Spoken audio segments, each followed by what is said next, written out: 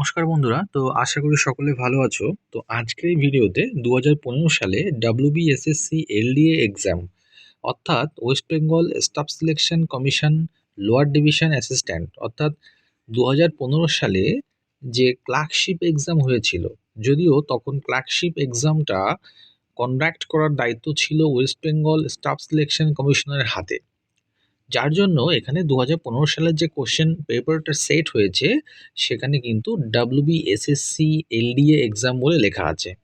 তো এটা মনে করতে পারো এটা পিএসসি ক্লার্কশিপ এক্সাম লেভেল এবং তার প্যাটার্ন বা ধাঁচেরই কোশ্চেন। ওকে, তো দেখো আমরা দেখে নেব ট্রান্সলেশন প্যাসেজটা কি আছে। তার আগে ছোট্ট একটা রিকোয়েস্ট, তোমরা যদি আমার এই চ্যানেলে নতুন হও তাহলে চ্যানেলটা একটু সাবস্ক্রাইব করে দেবে আর একটা লাইক বাটনে প্রেস করে দেবে। তাহলে কি হবে, আমি অনেক ইন্সপিরেশন পাবো তোমাদের কাছ থেকে আরও নতুন কোনো ভিডিও নিয়ে আসার জন্য। তো দেখে নেওয়া যাক আমাদের ট্রান্সলেশন প্যাসেজটি কি আছে। দেখো, বিজ্ঞান পাঠ এখন ছাত্রদের কাছে একটি উন্মাদনা। পাঠ্যক্রম হিসেবে বিজ্ঞানের গুরুত্ব নিয়ে কোনো প্রশ্ন চলে না। বিজ্ঞান পাঠের সুবিধা ও সম্ভাবনা অনেক। বিজ্ঞান পাঠ এখন এত জনপ্রিয় যে অধিকাংশ ছাত্র ও তাদের অভিভাবকরা একেই জীবনের চরম লক্ষ্য বলে মনে করে। বিজ্ঞান পাঠের সুযোগ না পেলে জীবন অর্থহীন মনে করে। উচ্চ মাধ্যমিক স্তরে বিজ্ঞান পাঠ করলে তবেই ইঞ্জিনিয়ারিং বা ডাক্তারি পড়ার জন্য পরীক্ষা দেওয়ার যোগ্য বলে বিবেচিত হয়। এই প্রবেশিকা পরীক্ষার প্রস্তুতিতে এত সময় দেয় ছাত্ররা যে দ্বাদশ শ্রেণীর পাঠ অবহেলিত হয়। এর ফলে উচ্চ মাধ্যমিক পরীক্ষায় কেউ কেউ অকৃতকার্য হয়। হতাশায় তারা তখন আত্মহননের পথ বেছে নেয়। কখনো কখনো শিক্ষক এবং অভিভাবকদের উচিত ছাত্রদের ঠিকভাবে ভাবতে শেখানো। তো এই ছিল আমাদের ট্রান্সলেশন প্যাসেজটি। এবারে আমরা দেখে নেব লাইন বাই লাইন কিভাবে ট্রান্সলেট করতে পারি আমরা। According to line, each and every line কিভাবে আমরা ট্রান্সলেট করব সঠিক গ্রামার মেনে দেখে নেব। বিজ্ঞান পাঠ এখন ছাত্রদের কাছে একটি উন্মাদনা। তো সবার প্রথমে দেখে নেব এই যে সেন্টেন্সটি নেওয়া হয়েছে এখানে সেটি কোন টেন্সে বিলং করে। বুঝতেই পারছো এটা একটা ফ্যাক্ট, একটা ফ্যাকচুয়াল একটা স্টেটমেন্ট, মানে এটা একটা সত্য কথা, চিরন্তন সত্য, মানে একটা ফ্যাক্ট যাকে বলি, বাস্তব কথা। ও আমরা জানি বাস্তব কোনো কথা বা ফ্যাকচুয়াল কোনো স্টেটমেন্ট যদি হয় সেক্ষেত্রে আমরা কি করি, সিম্পল প্রেজেন্ট টেন্স ইউজ করি। তো আমরা বুঝতে পারলাম সেন্টেন্সটা সিম্পল প্রেজেন্ট টেন্সে আছে। এবার দেখো সিম্পল প্রেজেন্ট টেন্সের স্ট্রাকচার হচ্ছে সাবজেক্ট প্লাস ভার্বের বেস ফর্ম প্লাস অবজেক্ট। এই স্ট্রাকচারে ফেলো সেন্টেন্সটাকে। তো দেখে নাও তো যে এই বাক্যে সাবজেক্ট কে আছে। দেখো বিজ্ঞান পাঠ, এখানে সাবজেক্ট হচ্ছে বিজ্ঞান পাঠ। এই সাবজেক্ট না বিজ্ঞান পাঠ হচ্ছে সাবজেক্ট। ছাত্রদের কাছে একটি উন্মাদনা হয়ে পড়েছে, কথাটা উজ্জ্ব আছে। এখানে সাবজেক্ট হচ্ছে হয়ে পড়েছে, সাবজেক্ট এখানে কিন্তু উজ্জ্ব আছে, আন্ডারস্টুড অবস্থায় আছে, ইমপ্লায়েড অবস্থায় আছে। দেখো একটু ভুল বললাম, এখানে ভার্বের কথা বলছি আমি, সাবজেক্ট তো বিজ্ঞান পাঠ হয়ে গেল। হ্যাঁ, তো ভার্বটা কিন্তু এখানে উজ্জ্ব আছে, আন্ডারস্টুড বা ইমপ্লায়েড অবস্থায় আছে। দেখো তুমি বাংলাতে কিন্তু এখানে ভার্ব খুঁজে পাবে না সচরাচর।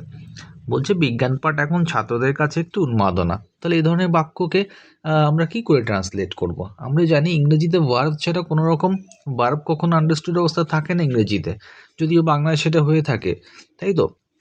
এখানে ভার্বটা হচ্ছে হয়ে পড়েছে বা হয়, এরকম সেন্সে আমরা করব, ঠিক আছে। তাহলে দেখো এবার দেখো আরেকটা কথা এখানে রয়েছে যে এখন কথাটা রয়েছে।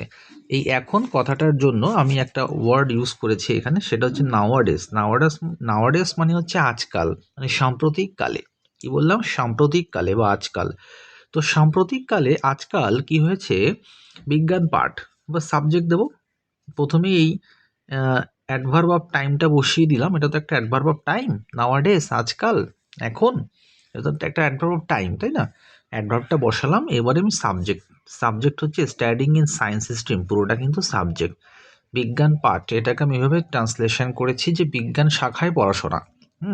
বিজ্ঞান পাঠ বলতে এভাবে তো বলা যায় না, ওখানে বলতে চেয়েছি যে স্টাডিং ইন সায়েন্স স্ট্রিম, অর্থাৎ বিজ্ঞান শাখায় পড়াশোনা, এটা সাবজেক্ট। তারপরে বলছে হয়ে পড়েছে, আমি হয়ে পড়েছে সেন্সটা নিয়েছি, তাহলে হ্যাজ বিন হবে। কেন কি প্রেজেন্ট পারফেক্ট টেন্সে করছি আমি, প্রেজেন্ট পারফেক্ট টেন্সে, তাহলে কি হলো হ্যাজ বিন কি হয়ে পড়েছে বিজ্ঞান পাঠ না এ ক্রেজ মানে কি উন্মাদনা, ক্রেজ মানে হচ্ছে উন্মাদনা। হ্যাঁ, কাদের মধ্যে হয়ে পড়েছে, অ্যামং মানে মধ্যে, কাদের মধ্যে, স্টুডেন্টসদের মধ্যে, তাহলে অ্যামং দ্য স্টুডেন্টস। আশা করি বুঝতে পেরেছ। চলে যাব পরের সেন্টেন্সটিতে। পাঠ্যক্রম হিসাবে বিজ্ঞানের গুরুত্ব নিয়ে কোনো প্রশ্ন চলে না, এটি হলো পরবর্তী বাক্য। তো দেখো এখানে আবারও কিন্তু এই যে সেন্টেন্সটা আছে, সেন্টেন্সটা কিন্তু সিম্পল প্রেজেন্ট টেন্সে আছে, কারণ এটাও তো একটা ফ্যাক্ট, তাই না? এটা বাস্তব রিয়ালিস্টিক একটা স্টেটমেন্ট, ফ্যাকচুয়াল একটা স্টেটমেন্ট। তো যার জন্য আবারও আমরা সাবজেক্ট B1 অবজেক্টে স্ট্রাকচারে ফেলবো। এখানে আমাদের সবার প্রথমে কাজ হচ্ছে, our first duty is to sort out the subject. তো সাবজেক্টকে বলো তো, এখানে হচ্ছে বিজ্ঞানের গুরুত্ব, এটাকে আমি সাবজেক্ট হিসেবে নেব, বিজ্ঞানের গুরুত্ব। ঠিক আছে, তাহলে দেখো বিজ্ঞানের গুরুত্ব নিয়ে কোনো প্রশ্ন চলে না, এইভাবে নাও। দেখো পাঠ্যক্রম হিসেবে বিজ্ঞানের গুরুত্ব, ব্যাপারটাকে এইভাবে তুমি সাজাও। দ্য ইম্পর্টেন্স মানে গুরুত্ব কিসের, নাও অফ স্টাডিং সায়েন্স, অর্থাৎ অফ স্টাডিং সায়েন্স, বিজ্ঞান পাঠের গুরুত্ব। তারপরে বলছে পাঠ্যক্রম হিসেবে, একটা কথা ছিল না পাঠ্যক্রম হিসেবে, তাহলে ওই জন্য আমি বলেছি অ্যাজ আ কারিকুলাম মানে পাঠ্যক্রম, তাহলে পাঠ্যক্রম হিসেবে বিজ্ঞান পাঠের গুরুত্ব সেটা কি ইজ আনকোশ্চেনেবল মানে কি প্রশ্নাতীত, মানে যার যার অ্যাকসেপ্টেবিলিটি নিয়ে কোনো প্রশ্ন নেই, জনসমক্ষে বা জনমানসে যার অ্যাকসেপ্টেবিলিটি নিয়ে কিন্তু কোনো প্রশ্ন খাটে না, প্রশ্ন করা যায় না, তো সেটাকে আমরা বলতে পারি যে আনকোশ্চেনেবল। ঠিক আছে, তো এটাই কিন্তু সহজ ট্রান্সলেশন, আরও একাধিকভাবে করা যায়, আমি সেগুলো নিয়ে ডিসকাস আর করলাম না। ওকে, চলো কি বলছে দেখো, বিজ্ঞান পাঠের সুবিধা ও সম্ভাবনা অনেক, একদম সহজ না, বিজ্ঞান পাঠের অনেক সুবিধা ও সম্ভাবনা আছে। তাহলে কি বলতে পারি যে আমরা ইন্ট্রোডাক্টরি দেয়ার ইউজ করবো এখানে, আমরা জানি তো ইন্ট্রোডাক্টরি দেয়ার কখন ইউজ করা হয়, ইন্ট্রোডাক্টরি দেয়ার কোথাও কোনো কিছু আছে অর্থে আমরা ইন্ট্রোডাক্টরি দেয়ারটা ইউজ করব। যেমন আমাদের বিদ্যালয়ে 40 জন শিক্ষক শিক্ষিকা আছেন, দেয়ার আর 40 টিচার্স ইন আওয়ার স্কুল। আমাদের শহরে একটি সিনেমা হল ছিল, তো দেয়ার was a cinema hall, there was a theatre in our town. এইভাবে করব আমরা ইন্ট্রোডাক্টরি দেয়ার দিয়ে, অর্থাৎ কোথাও কোনো কিছু আছে অর্থে আমরা দেয়ার দিয়ে শুরু করব। তাহলে এখানে বিজ্ঞান পাঠের অনেক সুবিধা আছে, সম্ভাবনা আছে। কিভাবে করব দেখো তো, যে দেয়ার আর মাল্টিপল, অনেক বলেছে, মাল্টিপল মানে অনেক, দেয়ার আর মাল্টিপল অ্যাডভান্টেজেস মানে সুবিধা, এবং পসিবিলিটিস মানে সম্ভাবনা, না কিসের, না অফ স্টাডিং সায়েন্স, বিজ্ঞান পাঠের অনেক মাল্টিপল অ্যাডভান্টেজেস অ্যান্ড পসিবিলিটিস অর্থাৎ সম্ভাবনা আছে। দেখে নেব পরের সেন্টেন্সটি কি বলছে দেখো, বিজ্ঞান পাঠ এখন এত জনপ্রিয় যে অধিকাংশ ছাত্র ও তাদের অভিভাবকেরা একেই জীবনের চরম লক্ষ্য বলে মনে করে। মানে বিজ্ঞান পাঠ এখন এই মুহূর্তে এতটাই গুরুত্বপূর্ণ হয়ে দাঁড়িয়েছে, জনপ্রিয় হয়ে দাঁড়িয়েছে, তো বেশিরভাগ ছাত্রছাত্রীরা এবং অভিভাবকরা কিন্তু এটাকেই তাদের জীবনের মূল উদ্দেশ্য বলে ধরছেন। দেখে নাও কীভাবে করেছি আমি এটা। দেখো এই যে বাক্যটি ছিল, বাক্যটিকে আমরা এভাবে ট্রান্সলেট করব, দ্য স্ট্রিম, এখানে দ্য স্ট্রিম বলতে সায়েন্স স্ট্রিমকে অবশ্যই রেফার করছে। The stream has become so popular, present perfect tense use করলাম না, has plus V3, subject plus has plus V3, subject plus has plus V3, এটা হচ্ছে প্রেজেন্ট পারফেক্টের স্ট্রাকচার। ওকে, এবার দেখো দ্য সো দ্যাটের ইউজ আমি শিখবো এখানে। সো দ্যাট মানে জানো তো, সো দ্যাট কখন ইউজ করা হয়, একটু সো দ্যাটের ব্যবহারটাও একটু শিখিয়ে দিই, কারণ এখানে সো দ্যাটের ব্যবহারটা আমি শিখিয়েছি, এখানে লাগবে আর কি। সো দ্যাট কখন ইউজ করা হয়, যে এতই যে পারে না, কি বুঝলে না তো কথাটা, একটু খোলসা করে বলি। কথাটা হচ্ছে সে এতই দুর্বল যে হাঁটতেই পারে না, সে এতই বোকা যে প্রবলেমটা বুঝতেই পারে না। তাহলে কোনো কিছু এতই যে কিছু পারে না, এই সেন্সে তোমরা সো দ্যাট ইউজ করবে। ঠিক আছে, কীভাবে? সো দ্যাট ইউজ করবে, দেখে নাও। প্রথম সেন্টেন্সটি বলেছিলাম যে he is so weak that he cannot walk, সে এতই উইক, দুর্বল, যে হাঁটতেই পারে না। তারপরে বলেছিলাম যে সে এতই বোকা যে একটি সামান্য প্রবলেম বুঝতে পারে না, মানে ম্যাথামেটিক্যাল প্রবলেম বা সাম বলতে পারো। তাহলে কি হবে?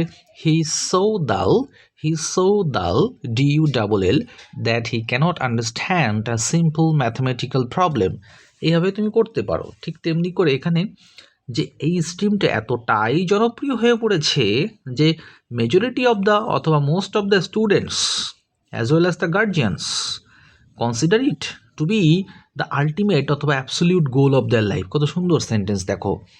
বলছে, আবার বলি, দ্য স্ট্রিম, এই স্ট্রিমটি অর্থাৎ সায়েন্স স্ট্রিমটি হ্যাজ বিকাম সো পপুলার, এতটাই জনপ্রিয় হয়ে পড়েছে দ্যাট, যে মেজরিটি মানে অধিকাংশ, অথবা মোস্ট অফও ইউজ করতে পারো, যে কোনো একটা, মোস্ট অথবা majority of the students as well as the guardians. As well as মানে কি? উভয়ে, গার্জিয়ান এবং স্টুডেন্ট উভয়েরই, অধিকাংশ গার্জিয়ান এবং অধিকাংশ স্টুডেন্ট, হ্যাঁ, এটাই কনসিডার করছেন, এটাকে কনসিডার করছেন, কনসিডার ইট, এটাকে ভাবছেন, to be, to plus be, infinitive use করলাম আর কি, to plus be, to be, হ্যাঁ, দ্য আলটিমেট মানে চরম, বা অ্যাবসলিউট ইউজ করতে পারো, ultimate goal of their life, goal মানে লক্ষ্য। এইভাবে কিন্তু আমরা করতে পারি ভেঙে ভেঙে। চলো নেক্সট সেন্টেন্সে।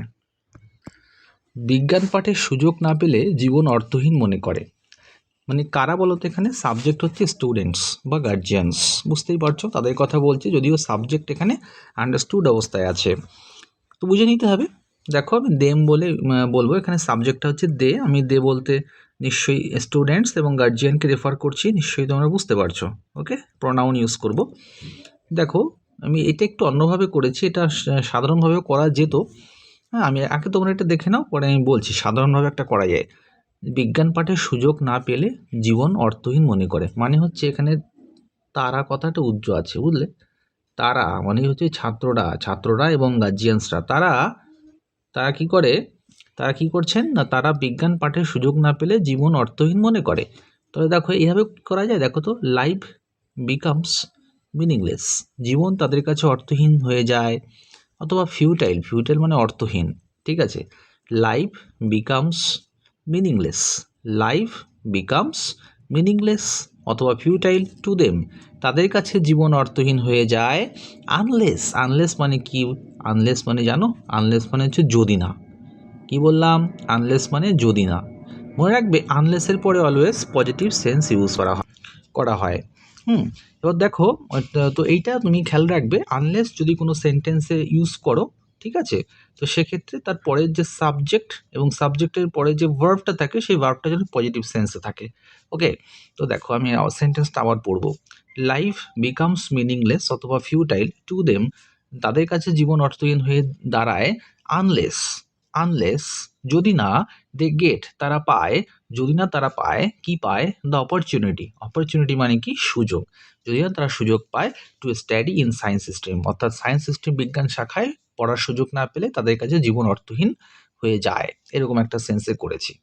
এটা অনেকে সিম টু দিয়েও করতে পারো, সিম টু মানে মনে হওয়া, ঠিক আছে, সিম টু, এটা দিয়েও করা যেতে পারে। মাল্টিপল ওয়েস আছে এটাকে ট্রান্সলেট করার, তো সমস্ত কিছু নিয়ে আলোচনা করলে ভিডিওটি অনেকটা বড় হয়ে যাবে। চলো দেখে নেব পরের সেন্টেন্সটি।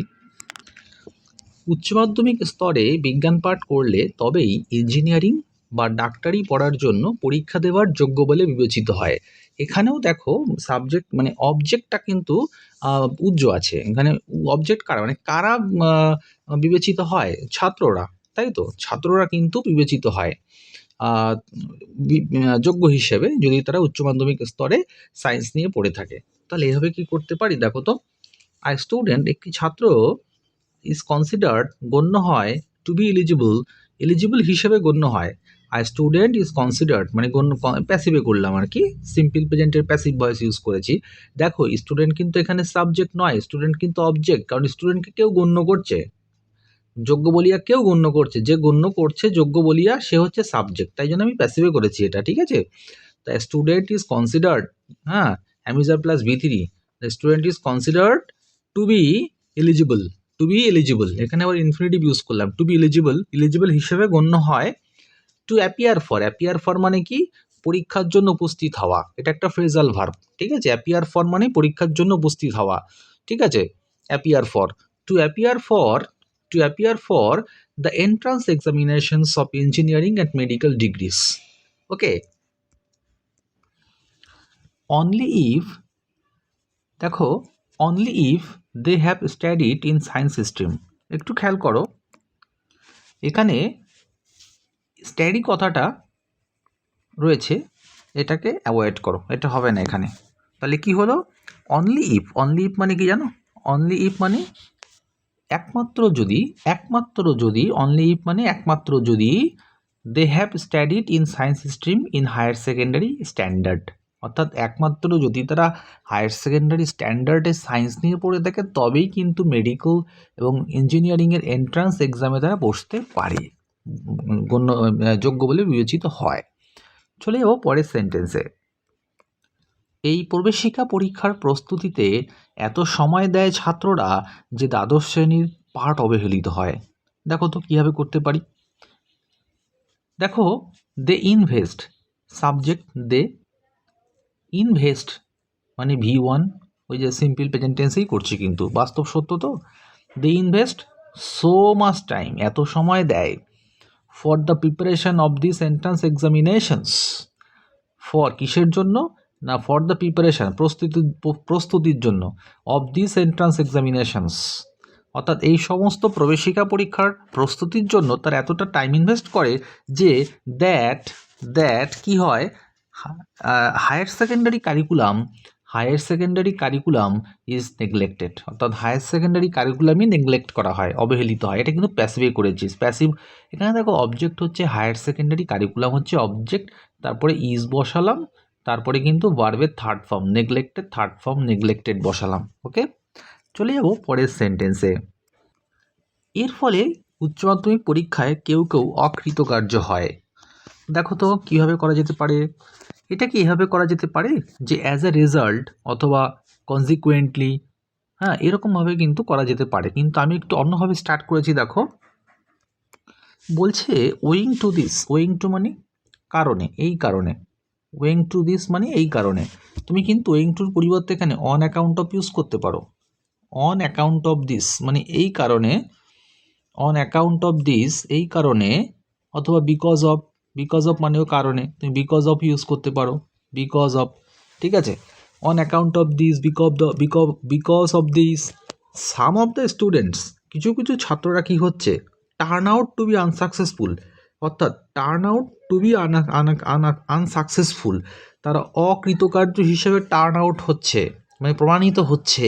টার্ন আউট মানে প্রমাণিত হচ্ছে, হ্যাঁ প্রতীয়মান হচ্ছে অকৃতকার্য হিসেবে, এই সেন্সে নেওয়া হয়েছে। Some of the students turn out to be unsuccessful in higher secondary examination. আশা করি বুঝতে পেরেছ। চলো পরের সেন্টেন্সটা দেখে নেব। হতাশায় তারা তখন আত্মহননের পথ বেছে নেয় কখনো কখনো। দেখো কি বলছে, প্রথমেই কখনো কখনো, এটা সিম্পল প্রেজেন্ট টেন্সে আছে, বুঝতেই পারছো প্রত্যেকটাই কিন্তু এখানে সিম্পল প্রেজেন্ট টেন্সে আছে, বাস্তব সত্যকে রিফ্লেক্ট করছে তো, যার জন্য simple present tense, subject plus V1 plus object. তো এখানে কখনো কখনো বলে একটা কথা আছে, যার জন্য সবার প্রথমে সামটাইমস কথাটা এখানে বসাতে হবে। সামটাইমস মাঝে মাঝে, কখনো কখনো তারা মানে দে, ওই যে বলছে তারা কি করে, ভার্ব নিতে হবে, এরপরে আত্মহননের পথ বেছে নেয়। হ্যাঁ সাবজেক্টের পরে ভার্ব নেব, এই যে সাবজেক্ট, এবারে ভার্ব কি আছে, যে আত্মহননের পথ বেছে নেয় মানে পথ বেছে নেওয়া মানে কি, এখানে অ্যাকচুয়ালি এটাকে একটু ভাব অনুবাদ করো, যে তারা সিদ্ধান্ত নেয়, সে সিদ্ধান্ত না কমিটিং সুইসাইড। তাহলে সামটাইমস মাঝে মাঝে they take the decision of committing suicide, অর্থাৎ কমিট মানে কোনো খারাপ কাজ করতে কমিট করা হয়, যেমন he has committed a mistake, someone has committed suicide. তাহলে কোনো খারাপ নেগেটিভ কোনো ক্ষেত্রে কমিট কথাটা ইউজ করা হয় ঘটানো অর্থে, ঠিক আছে। তাহলে sometimes they take the decision of committing suicide out of frustration মানে হতাশায়। আশা করি বুঝতে পেরেছ। চলে যাব এই প্যাসেজের ফাইনাল লাইনে, অর্থাৎ ফাইনাল বাক্যটিতে। কি বলছে দেখো, শিক্ষক ও অভিভাবকদের উচিত ছাত্রদের ঠিকভাবে ভাবতে শেখানো। ভালো করে বুঝবে, তাহলে এটাও কিন্তু সিম্পল প্রেজেন্টে আছে। তাহলে দেখো শিক্ষক এবং অভিভাবক বোথ উভয়, তাহলে বোথ কথাটা ইউজ করতে পারি, both the teachers and the guardians. ঠিক আছে, বোথের পাশে এবং ওই পাশে কিন্তু সেম আর্টিকেল রাখবে। হ্যাঁ, parallelism, rules of parallelism follow করতে হয়। বোথের পাশে আর কি, সরি অ্যান্ডের পাশে এবং ওই পাশে সেম সেম আর্টিকেল রাখতে হয়, সেম সেম ভার্বের ফর্ম রাখতে হয়, এটাকে বলা হয় রুলস অফ প্যারালিজম। দেখো both the teachers and the guardians, অর্থাৎ শিক্ষক এবং অভিভাবক উভয়েরই উচিত should make the students think properly. আচ্ছা, should make the students think properly, মনে রাখবে থিঙ্ক হচ্ছে একটা এমন একটা ভার্ব যে ভার্ব সবসময় এরপরে বেয়ার ইনফিনিটিভ নেয়। খেয়াল করে দেখো এখানে থিঙ্কের আগে টু থিঙ্ক আমি বসাইনি, মনে হচ্ছে না এখানে টু থিঙ্ক হওয়া উচিত, কিন্তু এখানে কিন্তু টু কথাটা আন্ডারস্টুড ইমপ্লয়েড অবস্থায় আছে। টু কথাটা লেখা যাবে না, লিখলে ভুল হয়ে যাবে, কারণ কি মেকের পরে অলওয়েজ বেয়ার ইনফিনিটিভ হয়। বেয়ার ইনফিনিটিভ কি, এর জন্য কিন্তু তোমাদের আলাদা একটা ক্লাস করতে হবে, ইন ফিউচার আমি ভিডিও দিয়ে দেবো। তো যাই হোক, এই ভিডিওটি আমি আর দীর্ঘায়িত করছি না। যদি ক্লাসটি ভালো লেগে থাকে অবশ্যই চ্যানেলটি সাবস্ক্রাইব করে রাখো। তো আমি তোমাদের জন্য আরও ভালো ভালো কন্টেন্ট নিয়ে আসবো, এটুকু কথা দিতে পারি। তো যাই হোক, আজকের জন্য এটুকুই। সবাই